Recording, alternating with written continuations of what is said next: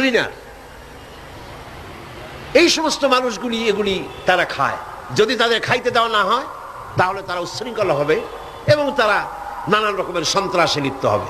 কাজেই সন্ত্রাস বন্ধ করার জন্য এটা থাকা দরকার। ইন্না লিল্লাহি ওয়া ইন্না ইলাইহি রাজিউন। খুব হতাশ হলাম এবং মনে মনে ভাবতে থাকলাম যে আল্লাহ, আজকের এই মিটিং এর ছবি তো তোমার ক্যামেরা ধারণ করছে। কিয়ামতের দিন এই লোকগুলি কি জবাব দেবে তোমার দরবারে? আমি তো আমার বাপের বিল নিয়ে হাজির হই নাই, আমার বাপের বিল তো নিয়ে হাজির হই নাই। এরপরে পররাষ্ট্র মন্ত্রণালয়ের পক্ষ থেকে বলা হলো আমরা গরিব দেশ। যুক্তি দেখুন, আমরা গরিব দেশ, ডোনাররা আমাদেরকে সাহায্য দেয়, বিদেশি সাহায্যদাতারা, দাতা গোষ্ঠী, তারা আমার দেশে সাহায্য নিয়ে আসে। ওনাদেরকে যদি একটু মদু না দিতে পারি তো দিলাম কি? একটু মেহমানদারি তো করা উচিত। এই মেহমানদারি না করতে পারলে আমরা তো সর্বনাশ হয়ে যাবে দেশ। সুতরাং এটা বন্ধ করার অর্থই হলো বিদেশি সাহায্য বন্ধ হয়ে যাওয়া। এইভাবে বিভিন্ন মন্ত্রণালয় বলতে লাগলেন আর আমি বসে বসে কুইনিয়ান গিলতে লাগলাম।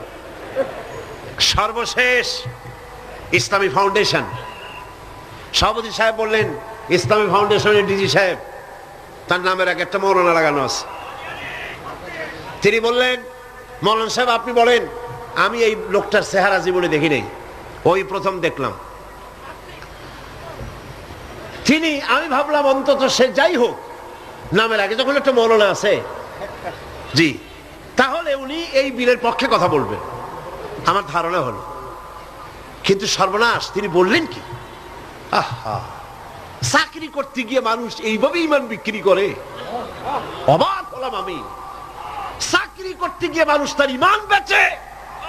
তিনি বললেন, এই বিল আমি তার কথাই কোট করছি, আমার সব মুখস্থ। তিনি বললেন, এই বিল আমি আগে পাই নাই, মিটিং এসে বিলটা পেলাম। বিল পড়ে দেখলাম যিনি বিল উত্থাপন করেছেন তিনি একটি ধর্মীয় আবেগের উপরে ভিত্তি করে এই বিল পেশ করেছেন। এটি হচ্ছে ইসলামের নামে আরেকটি অনইসলামিক কাজ।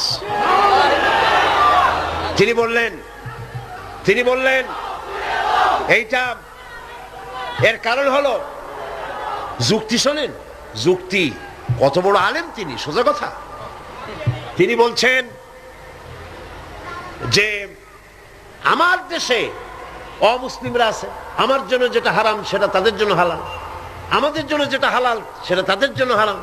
আমার দেশে অমুসলিম বহুত আছে, সুতরাং আমরা যদি মদ নিষিদ্ধ করি অন্য জাতির উপরে তা জুলুম হবে। আর আল্লাহ বলেছেন